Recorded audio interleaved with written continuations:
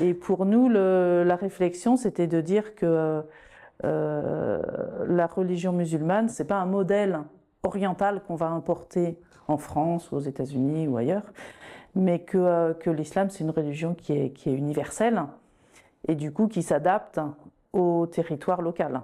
Si vous allez en Chine, vous allez avoir des mosquées qui seront en forme de pagode. Donc à Trélazé, ben voilà, on a de l'ardoise, donc on construit en ardoise. Pour nous, c'était quelque chose d'important, au niveau même symbolique, hein, de dire que l'islam ne doit pas être importé d'ailleurs, mais il est ici, comme la religion chrétienne est ici en France et dans le monde entier. Aujourd'hui, on ne dit pas que le christianisme, c'est la religion des Palestiniens. C'est une religion universelle. L'islam, c'est pareil, c'est pas la religion des Arabes, c'est une religion universelle. Donc cette mosquée de Trélazé, elle va traverser les générations. En discutant avec les gens de la mosquée, il y a déjà eu 2, 3 générations qui ont porté ce projet. Dans 10 siècles, comme cette église-là par exemple, dans 10 siècles, comment vous la voyez, cette mosquée?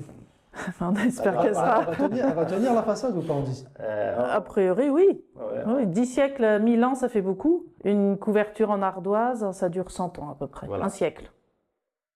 Donc dans un siècle, nous on ne sera pas là évidemment, donc il faudra sans doute refaire les ardoises. Tous les artistes aiment bien mettre une petite note, une petite touche cachée. Est-ce que vous, dans cette mosquée, c'est le cas, vous avez placé des petits éléments, des petits messages?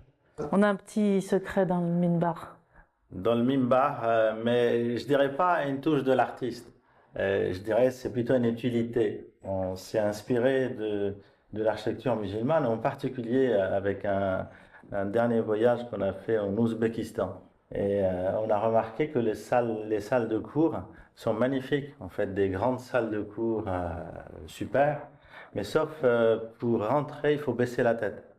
Pour sortir, la même chose. Voilà.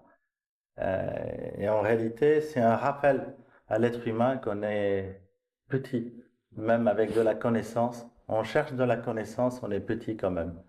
Et c'est lui qui enseigne la même chose. Donc on a voulu dans la mosquée, au niveau de mimbar, c'est-à-dire l'imam, il monte 2, 3 marches, et pour aller faire le prêche, il passe sous un linteau. Je dirais, il baisse la tête ou voilà, c'est un petit rappel. Parce que c'est relativement bas, il baisse la tête et c'est un rappel pour rester petit devant tout le monde, devant Allah subhanahu wa ta'ala et devant tout le monde.